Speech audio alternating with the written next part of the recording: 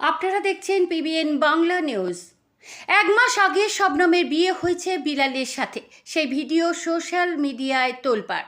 সব কিছু ঠিকঠাক চলছিল, কিন্তু 10ই জুলাই রাতে শবনম তার শালকের সাথে পালিয়ে যায়।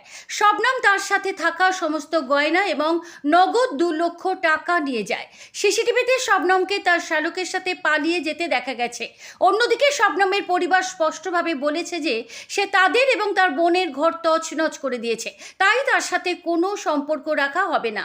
বিয়ের মাত্র 1 মাস পর নববিবাহিতা মহিলা তার শালকের সাথে মধ্যরাতে পালিয়ে যায়।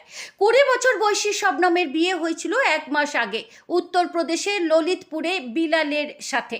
বিয়ের আয়োজন করেছিলেন শালক আশিক আলী। এখন শবনম তার শালকের সাথে মধ্যরাতে পালিয়ে যায়। এখন শবনমের বোন শাহিনার বাড়িও ধ্বংস হয়ে গেছে, আর তারও 2টি সন্তান রয়েছে। বিলাল জানান যে ঘটনার রাতে তিনি তার স্ত্রী শবনমের সাথে ঘরে ঘুমাচ্ছিলেন। রাত 1টার দিকে ঘুম থেকে উঠে তার স্ত্রী নিখোঁজ ছিলেন। প্রথমে তিনি বাড়িটি তল্লাশি করেন, তারপর প্রধান ফটকে পৌঁছান এবং দরজা বাইরে থেকে বন্ধ দেখতে পান। সন্দেহ হলে তিনি সিসিটিভি পরীক্ষা করেন এবং তার স্ত্রীকে শালক আশিকের গাড়িতে করে বেরিয়ে যেতে দেখা যায়। বিলাল বলল, এখন আমি ওকে আমার কাছে রাখবো না, ওর উচিত ও যে টাকা আর গয়না নিয়ে গেছে তা ফেরত দেওয়া। আশিকের বিয়ে এখন আমার সর্বনাশের কারণ দাঁড়িয়েছে। ওকে বিয়েতে যে খরচ হয়েছে তার ক্ষতিপূরণও দিতে হবে। দেখুন খবরে।